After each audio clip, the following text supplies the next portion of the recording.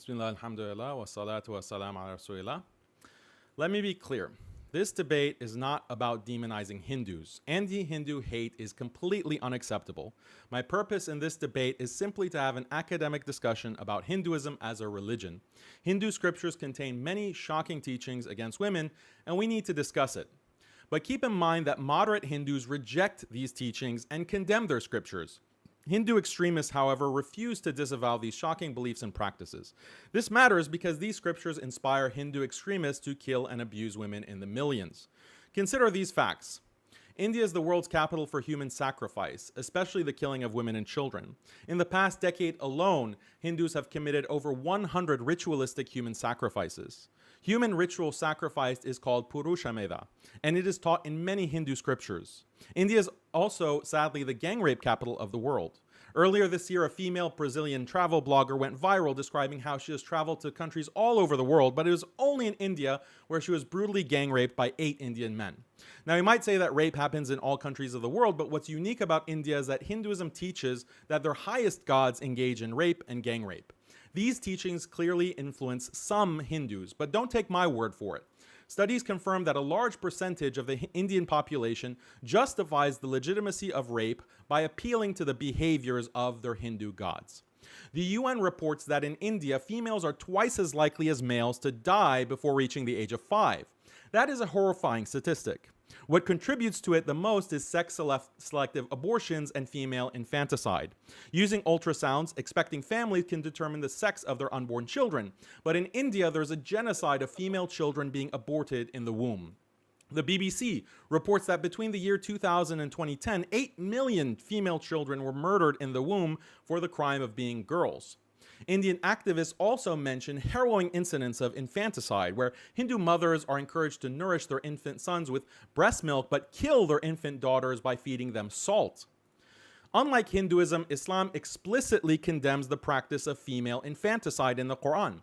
Prior to Islam, the polytheistic Arabs would bury their infant daughters along with eradicating polytheism in Arabia. Islam also eradicated this evil polytheistic practice.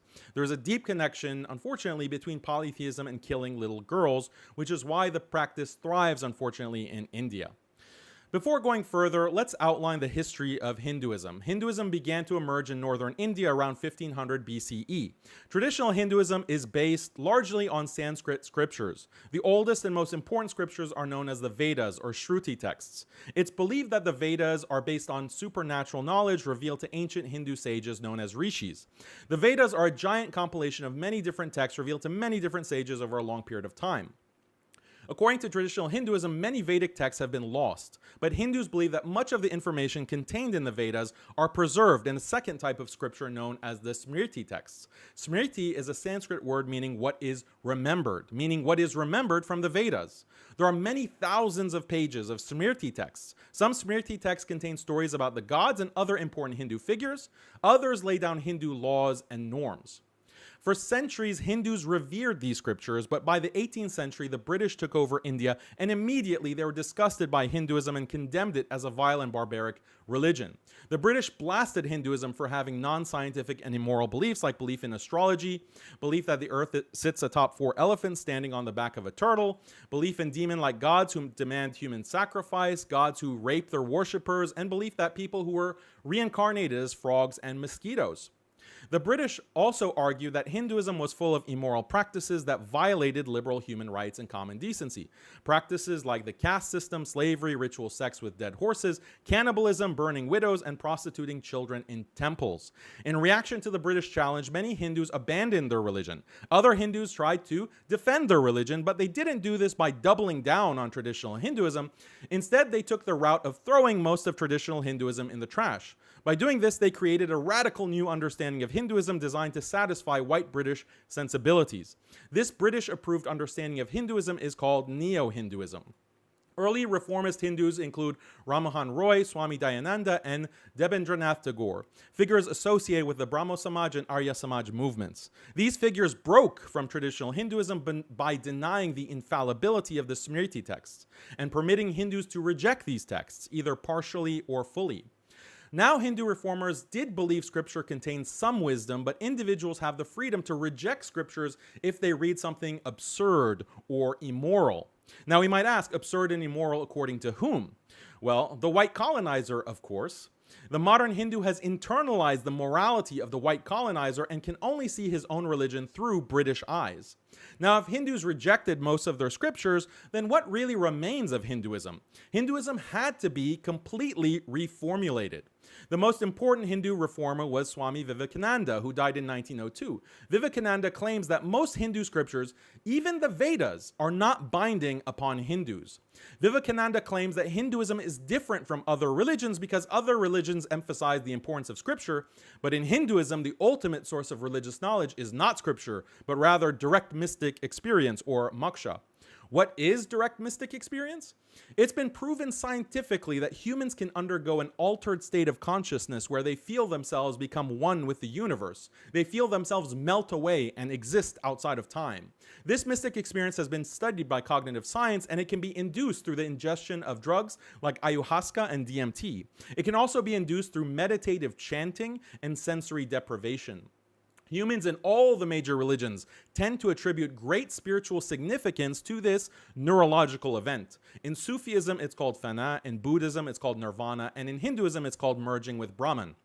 Vivekananda claims that the essence of Hinduism is attaining this mystic experience. Hindu scriptures, according to him, contain suggestions on how to have the experience and metaphorical descriptions of it. Scripture is just a record of past sages who have had the experience, and each person may use information in the scriptures to attain the experience, but reject them otherwise. This is how Vivekananda radically revises the meaning of Hindu scripture. By contrast, most pre-modern Hindus didn't focus on attaining a mystical experience. They were more concerned with devotional worship of gods, following Hindu law, practicing sacrifice, magic, and astrology. But there is one subsect of pre-modern Hinduism known as Advaita Vedanta, which does focus on mystical experience, and the primary authority is the medieval Hindu scholar Shankara, who is believed to be an incarnated god. To build support for his reforms, Vivekananda tried to back-project his neo-Hinduism onto Shankara, but he can only do this by making two false claims. First, he claims that Advaita Vedanta is true Hinduism rather than a mere subsect of Hinduism. This is like if a Muslim claimed that if the whirling dervish Sufis of Turkey represented all of Islam. Second, Vivekananda hides the fact that traditional Advaita Vedanta considers scriptures, especially the Vedas, to be binding on all Hindus. This is very clearly and explicitly affirmed by Shankara himself. Vivekananda has to hide this fact in order to reform Hinduism and align it with British morality. Vivekananda's reformed version of Hinduism now dominates modern Hindu thought and is the basis of modern Hindu apologetics. Why do Hindus accept Vivekananda's obviously false claims about traditional Hindu religious teachings? One reason is that a distinctive feature of Hindu culture is that they have no concept of history based on empirical facts. For thousands of years, Hindus never wrote histories, only supernatural mythology. They differed from other civilizations which did write histories, like Greco-Romans, Christians, Chinese, and Muslims. For this reason, many Hindus feel no shame in making the most absurd ahistorical statements. For example, the Sanskrit term Vimana means a palace that flies through the sky. In the late 19th century, the Hindu reformer Dayananda notes that the Vedas mention Vimana. This is proof that ancient Hindus had developed airplanes thousands of years before the Wright brothers. Recently, India's current Prime Minister, Narendra Modi, has argued that ancient Hindus had developed plastic surgery thousands of years before modern medicine. The proof? Hindu scripture features a god known as Ganesha, who has an elephant head but a human body. So obviously, ancient Hindus must have had the medical technology to surgically transplant an elephant head onto a human body. Followers of Modi also claim that in ancient times, Hindus invented the internet, stem cell technology, and even spacecraft. Now let's do an objective comparison between Islam and Hinduism on the treatment of women. Obviously, there are teachings in both religions that modern liberals find problematic. This is because both Islam and Hinduism are patriarchal, so in both religions you find things like minor marriage, polygamy, patriarchal authority over the wife, concubinage, modesty rules, rules of divorce, etc. Since these practices are found in both religions, it would be stupid for a Muslim to blast Hinduism for these teachings, and likewise, it would be stupid for a Hindu to blast Islam for these teachings. But I'm going to make a bold prediction. My prediction is that my opponent today will only attack Islam for teachings that are also found in Hinduism. If my prediction is correct, then Hinduism will objectively lose this debate. By contrast, I will criticize Hinduism for its shocking teachings that have absolutely no counterpart in Islam. This is because I will argue against Hinduism using Islamic values, but my opponent can only argue against Islam using the British colonizers' values. So let's start with what Hindu scripture says about women. First of all, women are barred from reading the Vedas. Only men of specific castes have the privilege of reading the Vedic scriptures. The Devi Bhagavatam says, falsehood, vain boldness, craftiness, stupidity, impatience, overgreediness, impurity, and harshness are the natural qualities of women. Women are so impure that the Vishuddha Manusmriti says men shouldn't even sit alone with their own mothers, sisters, or daughters. Hindu wives are so degraded that texts like the Skanda Purana advise wives to worship their husbands as gods, to wash their husbands' feet, and then drink the bathwater. Hindu women are also supposed to worship their husbands. Not only do they worship their husbands, they also engage in worshiping the penises of male gods like Shiva. In Hindu temples, Hindu women worship stone penises called shivlings by rubbing them and pouring milk on them in order to symbolize ejaculation. Penis worship is so emphasized that Hindus even worship random phallic objects. For example, in the US, a group of Hindus began worshiping a traffic barrier by kissing it and rubbing themselves on it because they thought it was the penis of Shiva. On TikTok, a Hindu family went viral because they started worshiping an ice formation in their freezer that they believe is Shiva's penis. You can understand why Hinduism is so concerned with the penises of gods when you read the Hindu scriptures that describe the sexual exploits of the gods. For example, the Bhavisya Purana describes how Brahma, Vishnu, and Shiva gang rape a married woman. Skanda Purana describes how Brahma attempted to rape his own daughter. In the Mahabharata, Indra rapes the wife of another sage. Again, in the Skanda Purana, Vishnu disguises himself as a woman's husband in order to rape her. Hindu apologists might claim that these stories are only allegorical, but allegories still have an impact on followers. If a person believes in sacred allegories about gods engaged in rape, that will affect his stance on the acceptability of rape. Now let's talk about shocking Hindu rituals. There is the Ashvamedha.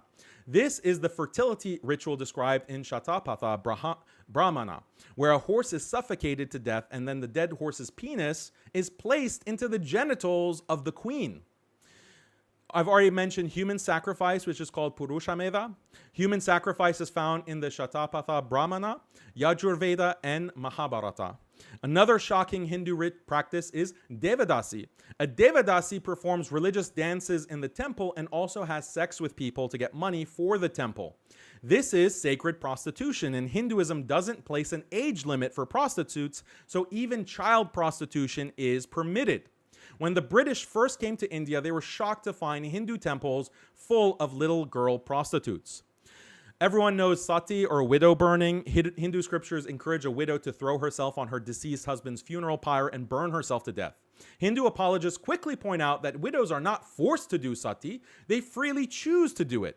But what they conveniently forget to mention is that Hinduism generally prohibits widows from remarrying after their husband's death. So rather than living the rest of their lives in forced celibacy, some Hindu women choose burning to death. Given all these repulsive teachings, how do Hindu apologists respond? What's funny is that Hindus online are constantly attacking Muslims for the non-liberal teachings within the Quran. But when Muslims respond to these attacks by pointing out that Hindu scriptures have far more illiberal teachings, Hindus have a predictable strategy for dodging these critiques. It's so predictable that we can even describe it like a bot. Imagine you cite the fact that according to Hindu scripture, widow burning is encouraged. Step 1, the Hindu bot denies such teachings are found in Hindu scripture and demands citations. So you provide the citation, then Hindu bot goes to step 2 and claims the citation is invalid because it's been mistranslated by non-Hindus. So you provide a translation from a Hindu translator until it's undeniable that that Smriti text is real. But that doesn't stop the Hindu bot. He moves to step 3 and says he doesn't accept Smriti text. He only only accepts Vedas. So in one fell swoop, the Hindu bot refuses to accept the vast majority of Hindu religious texts. But even then, you give citations from the Vedic text. At that point, the Hindu bot switches gears for step 4 and says he does not accept any scriptures, and Hinduism is not like Islam, and scriptures are not important. It's all about Anubhava and mysticism, etc., etc. At this point, the Hindu bot might also engage in creative history making, like saying the caste system was just about meritocratic division of labor, or Hindu women only practice widow burning to prevent getting raped by Muslims. Renowned academics like Audrey Trushka and Mira Nanda have debunked these revisionist histories as nothing more than cheap Hindu propaganda. This is how the Hindu bot operates, and I predict my Hindu opponent today is going to use many of these steps throughout the debate. I can confidently predict this because there is no other way for Hindus to dodge the sheer amount of appalling teachings in their scriptures. Historically, Hindus viewed their scriptures as a source of truth and wisdom, but in modern times, the Hindu bot is so ashamed of these texts that he's willing to throw it all in the trash just to save himself from embarrassment. This is also why my opponent today won't even show his face. He's too ashamed, unfortunately, of his own religion, and for good reason. Thank you.